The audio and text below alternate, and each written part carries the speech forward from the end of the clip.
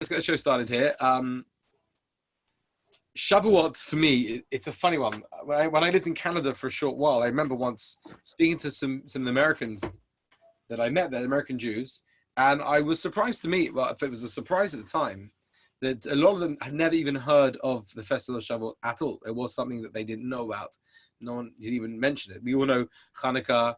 We all know, obviously, Pesach, Rosh Hashanah, Yom Kippur. These are all days that we're all familiar with. But when it comes to Shavuot, it's like, don't really know that one. We never really kind of did that one in Sunday school.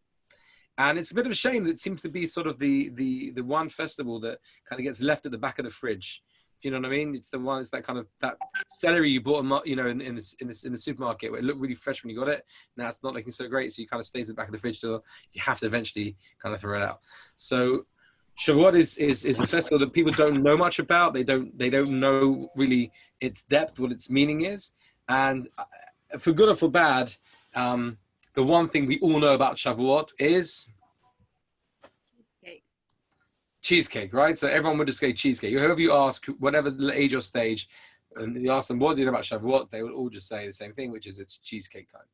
And it's great to eat cheesecake. Don't get me wrong. You know, I'm an advocate, but it's a bit of a shame to take such an important festival.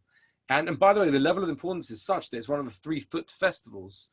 For those who aren't familiar with that, it means that 3 times a year the Jews would go from wherever they lived in the land of Israel, or even outside the land of Israel, they would go to Jerusalem, to the temple, 3 times a year. That was on Pesach, on Shavuot, and also on Sukkot. So 3 times a year, people are going, and one of them is this festival. And yet all we kind of do is tip our hat to it and say it's a day to eat cheesecake. So we're going to have to go deeper. We're going to have to go a lot deeper and understand really what it's all about. What is this festival all about? And in doing so, remember, it's next Thursday night, okay? So those who are kind of already planning your schedules, just your calendars, next Thursday night, Friday night, Shabbat. 2 days here in England. It's a 2-day festival. We're going to do tonight, we're going to go through a little class, and hopefully you'll be right and ready so that when you're sitting on Thursday night, on Friday, whatever, you will have something tangible to focus on this day. So let me just put it out there. Obviously, I like a bit of interaction. Don't be afraid. Don't be scared. Let me ask you guys, like, apart from cheesecake, what else might you have heard from someone somewhere about Shavuot that maybe got you excited about Shavuot? Yeah, Steve, you're very excited. That's very nice. You've not only have you put your hand up, you've also done some sort of thing to me. So yeah, go for it.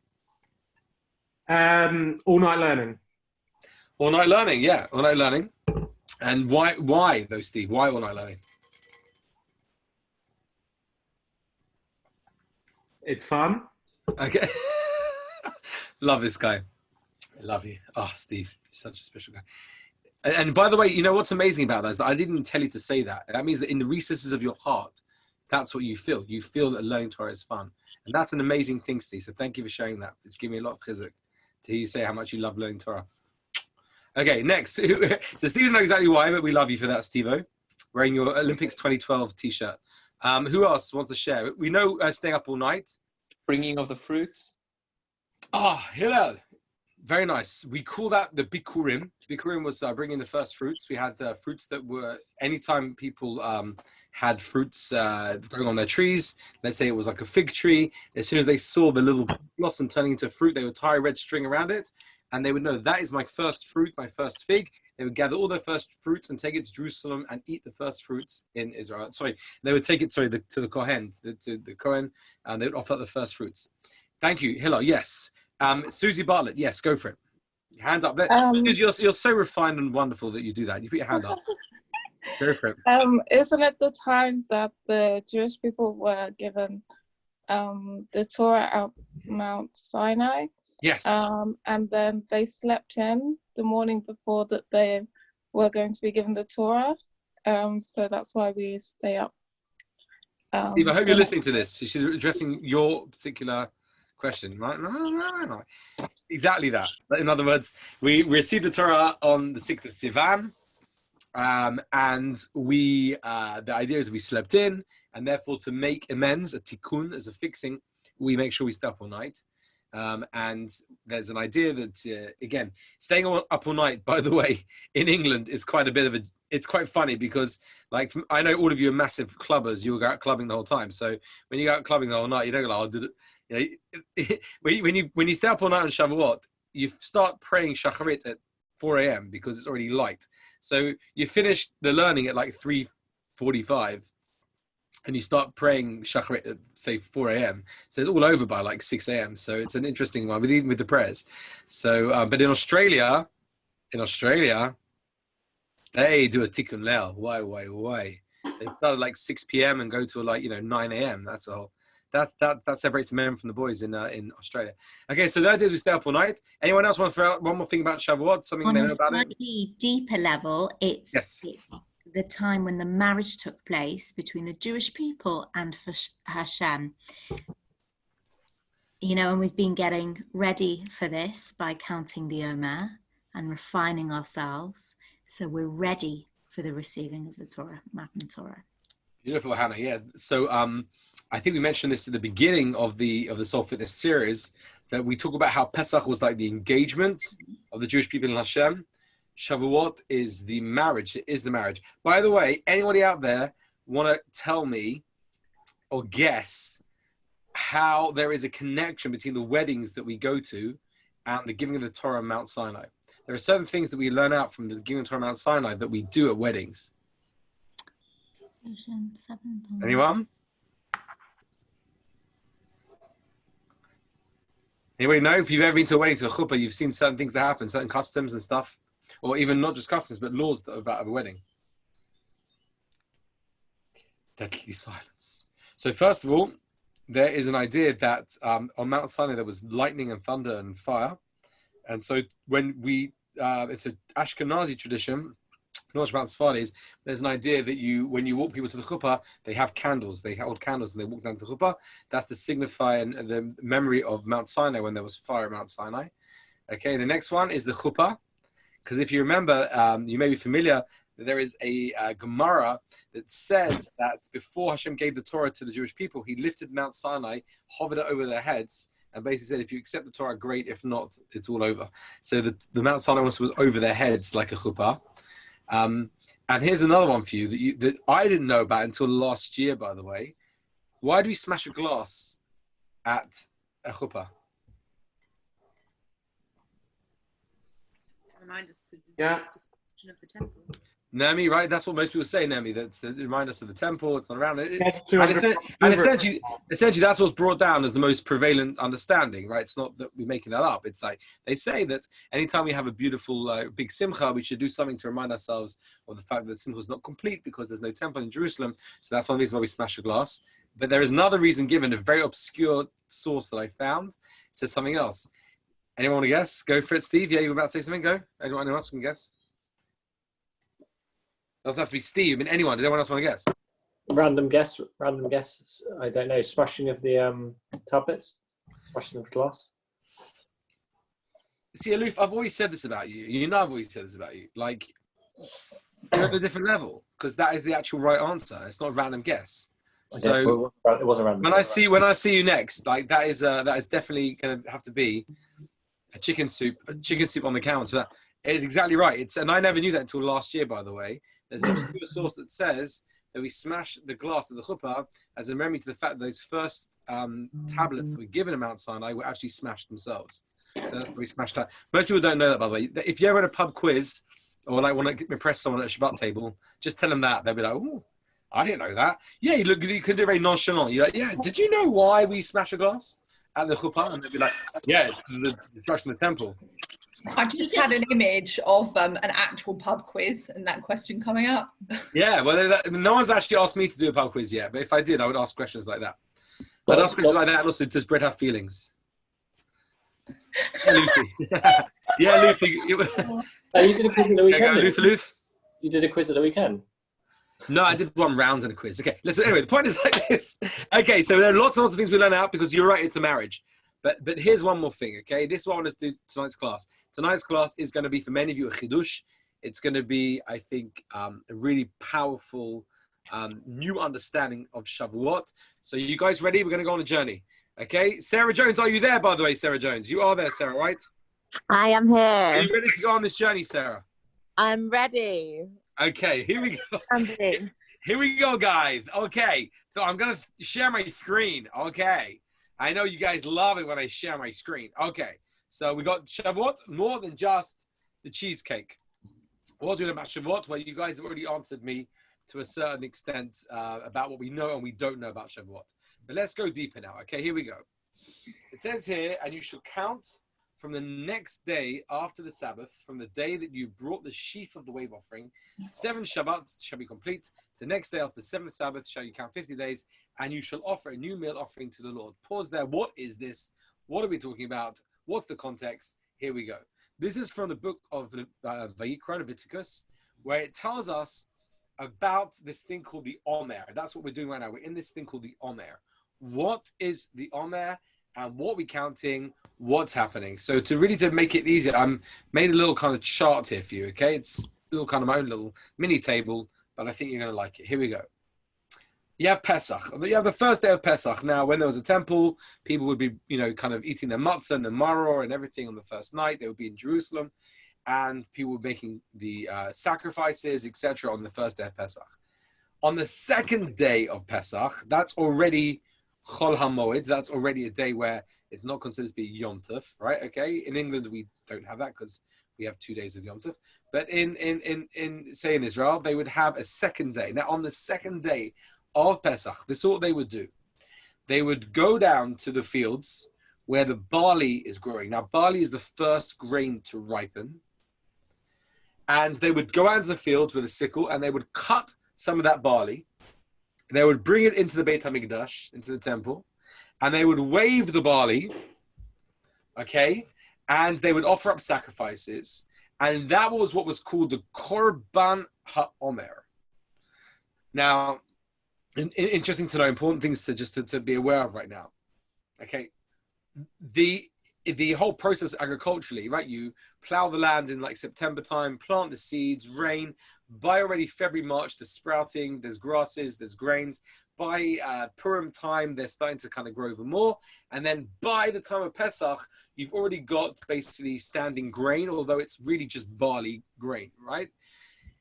The Jewish law is you're not allowed to take any grain and cut it and eat it of the new year until they've brought this sacrifice in the temple. So by cutting that barley, taking it to the temple and waving it around in the temple and offering up the sacrifices, this was now the green flag that now allowed people to go off and start cutting their grains and eating their grains. Okay, so that's clear. So the interesting thing to note is it was barley grain. They take barley, they would wave it out in the Beit HaMikdash. Now, from that day, from Pesach, day 2, you would now count 50 days. If you take a look back here at the source, I'll just kind of highlight it for you here, right? Back at this source again, it says here, and from that day, right, the day after the Sabbath, by here it means Pesach, from the day that you brought the sheaf of the wave offering, that's the Korban Omer, 7 Sabbaths should be complete. You're going to count 7 weeks. So the next day after the 7th Sabbath, you count 50 days, and then on the 50th day, you shall offer a new meal offering to the Lord. So again, from Pesach day 2, you're counting 50 days. That's what we call counting the Omer. And then 50 days later, you're going to bring a new offering to the temple on Shavuot.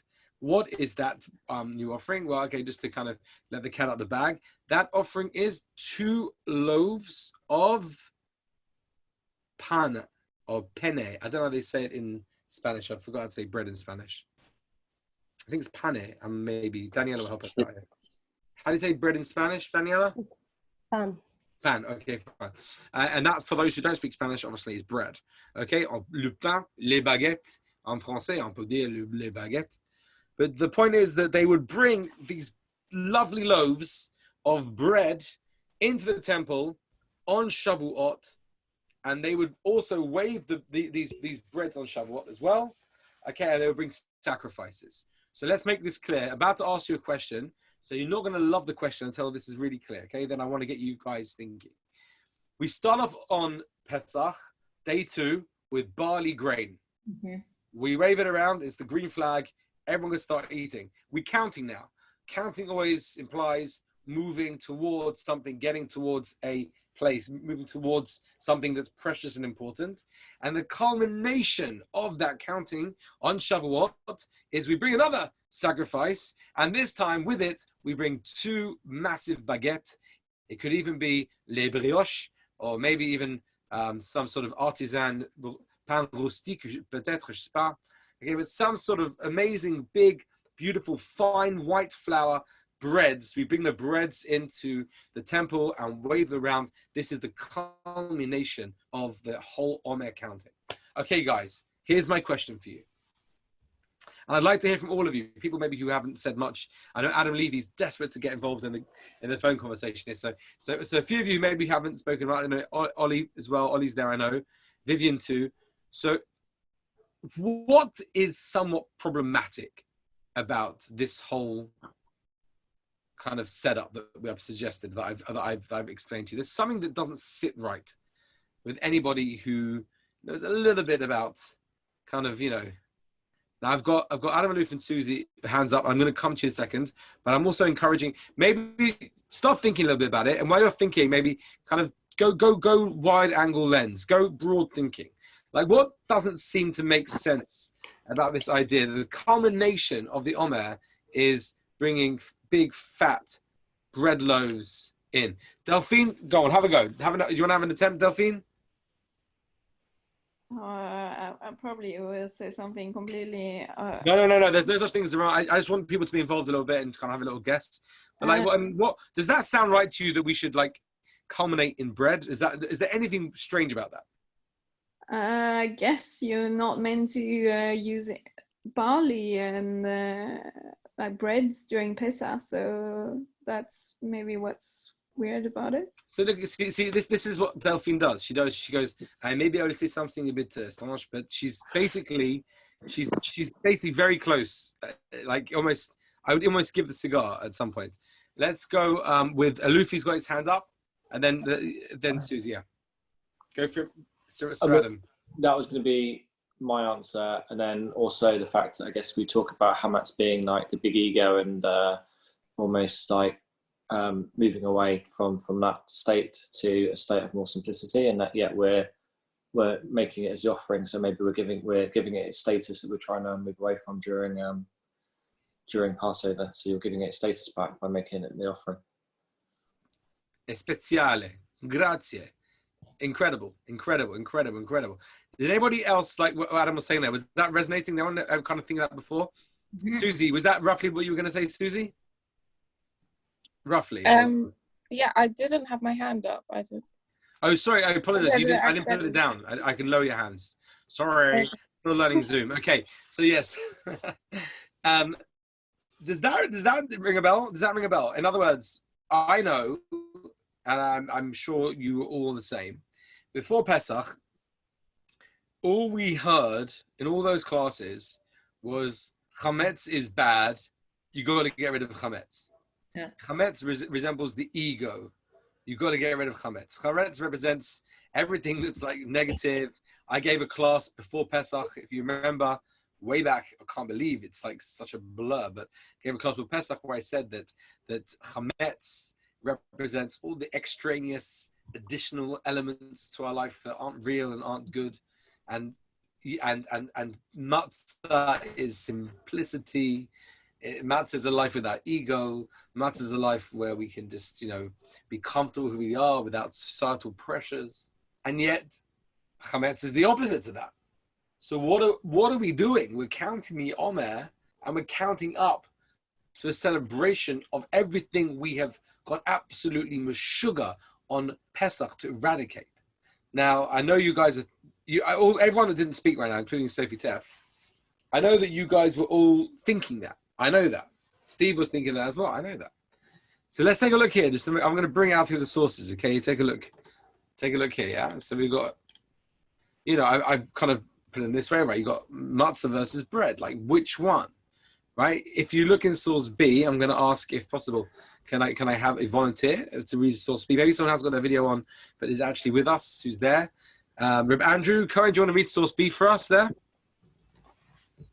Reb Andrew, if you're there. Sure. Yeah, sure. Yeah, go for it. After Rabbi Alexander prayed, he would say the following: Master of the universe, it is revealed and known before you that our will is to perform your will, and what prevents us, the yeast in the dough, i.e. hametz. Hey, this is a famous line from the Talmud, from Brachot.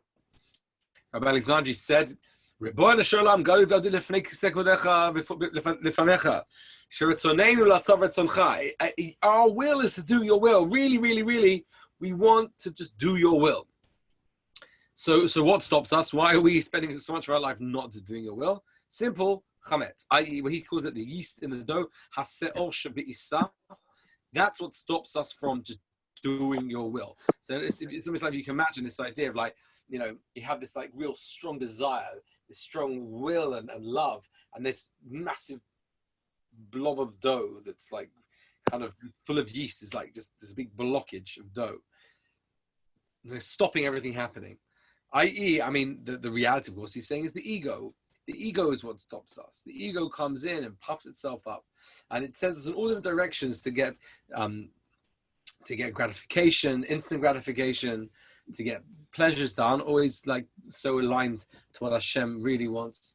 So it's the yeast in the dough. It's that ego within us that takes us off and takes us far away from you, Hashem. Chametz, it seems to be, according to this, is something super negative. Take a look at another one here. This is from the Radbaz, Rav David ben Zimra. Let's have another volunteer. Maybe Naomi, do you want to read source C for us? This is from the Radbaz. Yes. C. Yes, source C, yeah.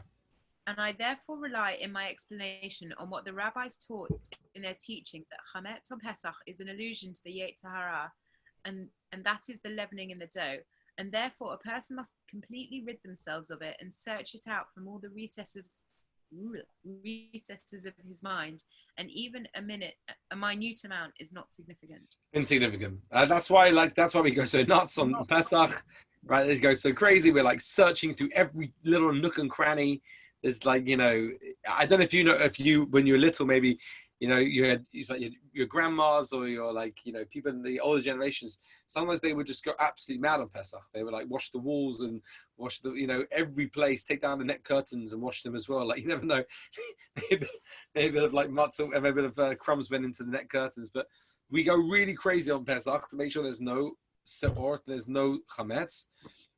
And because it's almost like our own way of doing a self-clean, like kind of cleaning out from every recess of ourselves the chametz. So it's very, very, it's very significant for us to note. Chametz is considered to be so bad. My question is, why? What is so wrong, you know, with having chametz? What's wrong with bread? What does bread represent in really, maybe in a deeper sense? What is bread vis-a-vis matzah? We know what matzah is. Matzah is the bread of simplicity. So if matzah is the bread of simplicity, what is bread? Bread is puffed up ego, but it's something else. It's something else. And I want to show you this source here from someone called the Netziv. The Netziv was a rabbi in Volozhin. Volozhin is a town in Lithuania. This is really the first ever yeshiva. Those interested in history will be keen to read up on it. The first real yeshiva was in Lithuania. It was Volozhin. And the Netziv writes something very, very, I think, insightful about the human psyche and the human need to be in control and to have ingenuity and the dangers that can bring. So I'd like to ask a volunteer. Someone maybe hasn't read for a little while. We've got any volunteers in the house? Otherwise, I'm just going to have to pick on someone. Okay, I may have to do that. Who's someone who doesn't mind reading normally? Okay, let's go. Hannah, do you want to read for us in source D? Go for it. Okay. No meal offering that you offer to the Lord shall be made with leaven, for no chametz or honey may be turned into smoke as an offering by fire to the Lord. Okay, so this is actually again from the book of Vayikra, and it says that when they had the temple, they had the altar, they had the fire. You could bring obviously the animals up there, but one thing or two things you could never ever bring up onto the sacrifice were honey. And by the way, here, Steve, what kind of honey is it talking about here, Steve? Where is Steve? Is he here? Yeah, he's on mute. Steve, what honey are we talking about here? Pub quiz, go. Trivia I'm night. from the state of Israel. Yes, but what kind of honey? Date honey. What, Steve? Bee honey? Not bee honey, no. Ladies and gentlemen, this is something, again, I'm giving you all the things from the pub quiz I'm going to give one day. When they say that Eretz Yisrael is Eretz Zavat Chalav U'Dvash, honey. that it's a land flowing with milk and honey, Yeah. the honey it's referring to is not bee honey. It's talking about Fruit honey. date honey. Date honey in Hebrew is That's called not honey, silan. surely. It's date honey. That's what they call it. It's Like a honey from the syrup. dates. Sorry? Like a syrup, then. Okay, okay. If you want to be specific, it's a date syrup, maybe. But okay, that's what we're talking about. We call dvash. It's the dvash of the dates. If those who've never had it before, it's really, really nice. In Israel, it's called silan. You buy it in these massive jars, and for years and years and years, I had it all the time. And I haven't really found it here. Sarah, what's your opinion on date honey, Sarah? A lot of Sephardi's use it over Pesach on their Seder plate. Mm-hmm. For charoset, It's exactly. They use it delicious. for the charoset, they use date honey. In fact, I believe Alouf's family used to use date honey for the thing. You told me about Alouf, didn't you? Maybe I'm just making that up. I don't know. I must have done. Yeah. Okay, fine. So you're not allowed to have date honey, and you can't ever bring chametz onto the altar. The altar in the temple it's the meeting point of heaven and earth. It's where heaven and earth kiss. It's like the highest place on planet Earth. The most spiritualized place is the mizbeach, is the altar. So go for it, Hannah. This is the words of the Netziv, and this is going to be a really insightful, opening a whole new chapter of our lives. Go for it. The Torah calls all substances which have a sweetening effect honey, because honey is a classic sweetener. As for chametz, Sorry. Go. it is the human manipulation. Wait. It is a. There you go. It is a Yeah. human manipulation of the natural state of Hashem's universe. It is an exercise of human machination. Or is that, I don't know. Human machination. I don't know that word. Okay. Hashem warns us not to use these in the temple, as the nearer one finds oneself to Hashem, the less room there is for human ingenuity. Pause there. Okay, this is such a chidush. Yeah. Okay, what he's saying here is bread, yeast, it's technology. Right, when those first people, they got together, they found a way to farm lands. Right. Again, I only really kind of remember reading about this when I was starting about the paleo diet. Is that what it's called? Paleo diet. Yeah. That people only in the paleo diet eat meat and fish and those things, because they saw agriculture, something that came along later that people developed through technologies. The whole idea of growing grains for making bread, so to speak, is the idea of human ingenuity, right? They would grow grains, and they would grind the grains, and then you put the grain together with the water, and then the starches and the yeasts kind of puff up the bread, and then you cook it up, you bake it up. It says the Netziv, a big hunk of bread is a symbol, is a sign of human ingenuity, of us taking the natural world and changing and adding and working out how to, use the chemical formulas and to create and to build and to do. Now, this is really important. I want to make it very, very clear. We're not saying that this is a bad thing. I'm not coming along saying here that it's a bad thing to be, ingenious, and it's a bad thing to invent and to have engineering and to kind of think about like all the incredible advances throughout the years. Every technology, everything that's ever been created is there to make our lives somewhat easier, to give more, more time. It's an amazing thing if you ever think about like what every invention that's ever come along, somehow, its main purpose is to make life somewhat easier and faster. Doesn't necessarily make life better if you think about it. In the old days, washing took a whole day. What was washing day? You'd go and take a whole day out of the week. You or your servants would wash for a day. They'd take the washing down to the river. Nowadays, you slam it in the washing machine for an hour and a half, or however long it takes, and zell. But do we have more time in our hand? I don't think so. I don't think we've got more time nowadays than we did. Anyway, that's a whole different story. So coming back to what he said, it says the Netziv, bread is a sign of human mastery over nature. And the closer you get to the Beit HaMikdash, and the closer you get to the altar and to the fire on the altar, you got to rid yourself of that sense of humanness. You got to rid yourself of the ego and the self, and come close to Hashem and realize it's all God. And therefore, these things, such as breads, which are human ingenuity, they don't belong in the temple. They're not meant to be there. The temple is about closer with Hashem and realizing that He ultimately is the one who is the creator, who is in control. Let's take a look. A quick question. Yeah. I thought they did have a bread offering. So no, is it just wheat and oil offering? What's the lowliest offering? That was flour offerings. Flour. And of course, but in the actual but there's something also. There was the breads that were in the what do you call it? The showbreads. The showbreads, yeah. But that was never on the altar. Carry on, Hannah. Go for this next paragraph. Go for it. Matza takes no advantage of the human technological ingenuity and creativity which allows man to raise the dough more than simple flour and water which were created by Hashem. Chometz is the epitome of human involvement in nature. Thus, Matzah is the symbol of survival and ongoing existence of the Jewish people, as they survive solely through the spirit of Hashem. And that is why we eat it on Pesach. Okay, so if bread is human technical ingenuity, matzah is the opposite. Matzah it's just Hashem. Bread is human ingenuity. By the way, just a quick aside, this links so much to Shabbat, right? Shabbat is such a special, important day because it's the one time of the week where we stop creating. We're meant to be creators, we're meant to be doers, and we're meant to invent, and we're meant to have engineering feats and build X-ray machines and hospitals and MRI scan machines and all different forms of technology. We're meant to do it. We're not meant to live in caves or in ashrams or kind of separate ourselves from the world.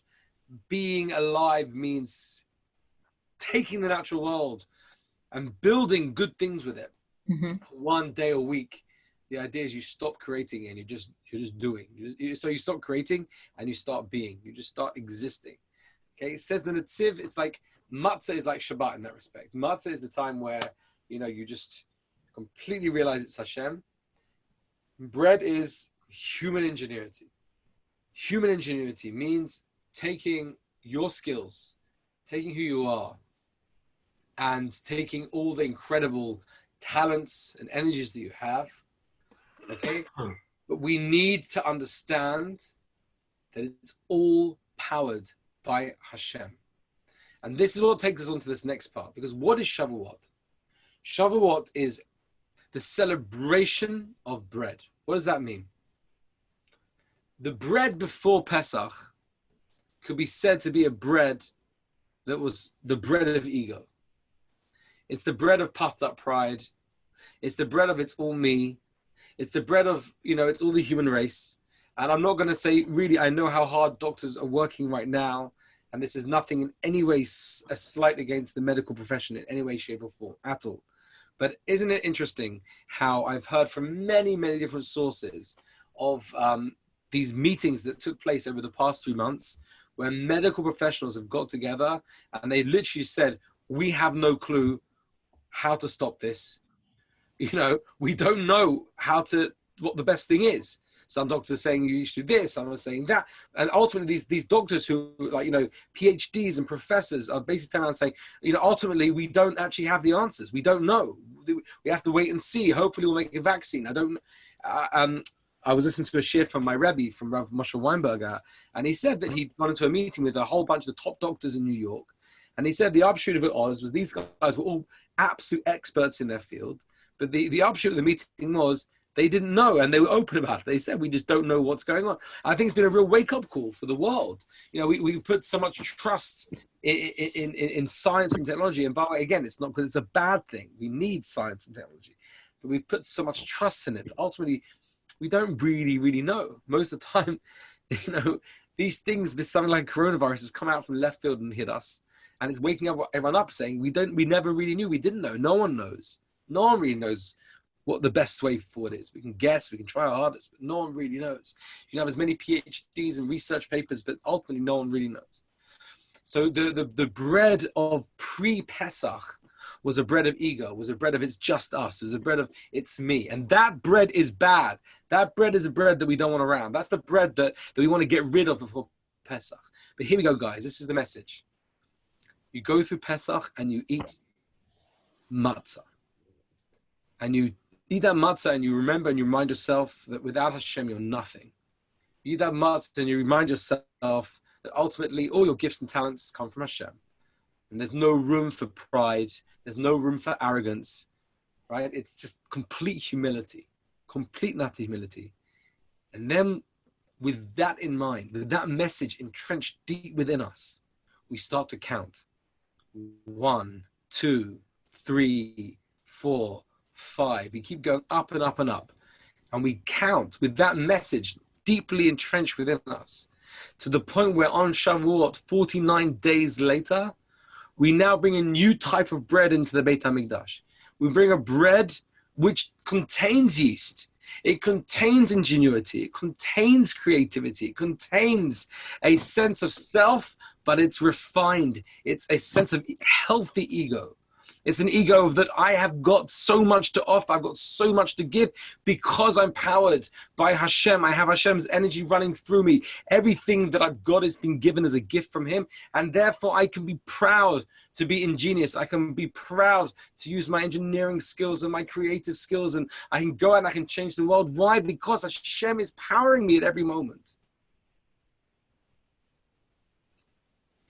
And this is the bread of Shavuot. That's the bread that we bring after having refined ourselves through all this time. That's why we can bring bread into the temple on Shavuot, because we've refined ourselves. After this counting, now again, some people might feel, I took advantage of these days. I didn't take advantage of the days. Okay, look, it's been a bit hectic for all of us. We've still got another week and a bit left to make amends. But even we can talk at the end. We'll do a little meditation in 2 minutes time. We'll do it in meditation. But the humility that we have now is the humility that's come out of a Pesach. And it's a humility which then is the springboard that allows us to re-engage with the world in a healthy way. Take a look at this beautiful source. I want to show you this from Uncle Rav Zeli Pliskin. He's a rabbi Rav Zeli Pliskin is a rabbi in Israel. He has a number of books, one about happiness. It's quite famous. But this is a really, really beautiful line. Okay, here we are. Yeah, let's go. Do you want to, let's get a volunteer. Daniela, do you want to read for us? Appropriate humility is a calming and healing attribute. Rather than denying your strengths, virtues, and achievements, acknowledge them while at the same time realize that everything you have is a gift. Humility is a trait that allows you to be relaxed. It frees you from the need to appear to others as a perfect human being who never makes mistakes. True humility and a life of joy go hand in hand. Since humility frees you from the need to appear to others as more than you really are, you are free to enjoy life. You no longer fear mistakes, so you are open to acquiring new knowledge and skills. Humility allows you to respect others. You do not feel a need to appear stronger, wiser, healthier, or better than others in any way. Humility frees you from needlessly worrying about how other people will view you, and you can focus your attention on personal growth and helping others. A person with appropriate humility will be liked and respected by others. This will not be his main focus, but an automatic byproduct of this virtue. Thank you. It's interesting, there's an expression in Mishlei, in Proverbs, that Hashem gives chen. Chen is, if anyone who speaks Yiddish, they may have ever heard the expression of chayin or chen. This person got chayin. It's an interesting way to describe it. Normally it's like a charisma or a grace, or a kind of people are attracted and want to be around that person, right? So Hashem says that He gives chen to the people who are humble. People who are truly humble, who have anivas, they get the chen from Hashem because appropriate humility. Now, this is in itself quite an interesting topic. Maybe we can come back here because it opens up many doors.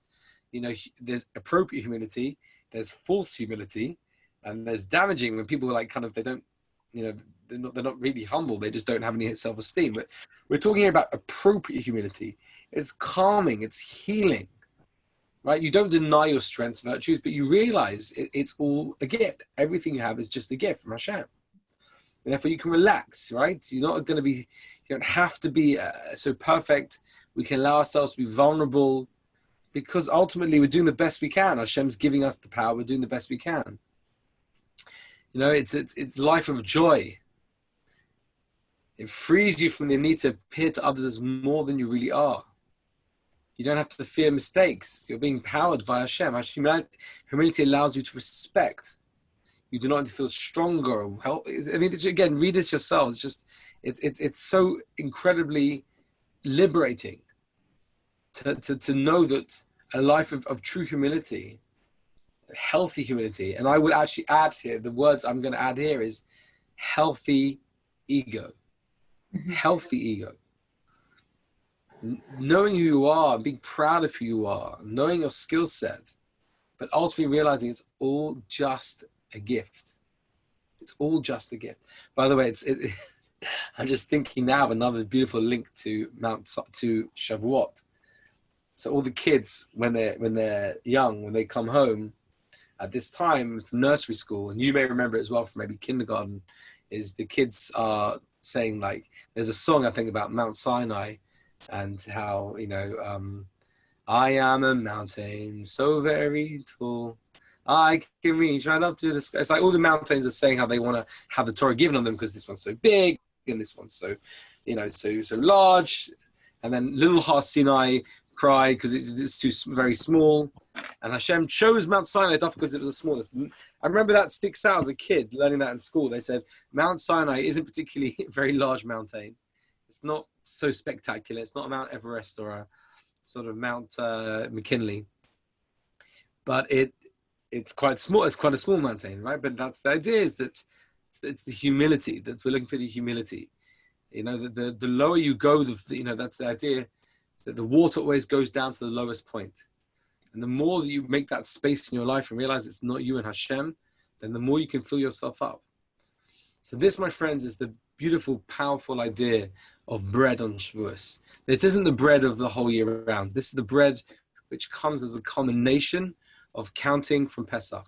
You have to go through the process of eradicating chametz and then start again from scratch and build a healthy ego. And then on Shavuot, you come with this brand new offering and you wave the bread around, and you're proudly waving that bread around and saying, look, I've got bread, got a sense of self. There is yeast in the dough here, but it's healthy yeast.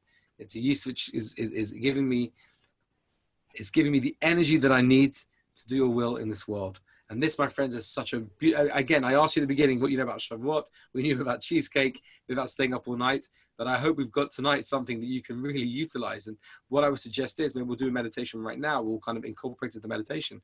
But what we can talk about a little bit is just how maybe some ideas that you can do in this next week, from now until Shavuot, which is next Thursday night. Maybe keep a little journal or something, have a little few notes on your phone even. Okay, and maybe every single day, the next week and a bit, maybe just note maybe 2 to 3 things that you have in your life that you never asked for and you didn't design for yourself. And these are just three gifts that you've got in your life that are not necessarily because of you, but because Hashem has given them to you. And kind of recognize them and stay with them and sit for like a few minutes and just be thankful for those gifts every single day. You can think of something out there, even if it's one thing, to be thankful for. Realize that it's not about you. It's not you that's engineered it or built it or designed it or created it. It's a gift that you've been given. And open up that humility and open up the channels to the humility. And then on next Thursday night, whatever you're doing, please go, maybe we can talk sort of, even if you want, over the WhatsApp groups, whatever, maybe some ideas. I could send you all some things to read on Shavuot night. Unfortunately, we'll be together, but I can give you some really cool reading material, things like that to read through. And you can kind of just open up yourselves to this idea. So I think it's really powerful. I just wanted to share with you. And let's just do a meditation. Let's do a few 5, 6, 7 minute meditation just to kind of bring it home. So anyone got any questions just on that point at all? Or? No.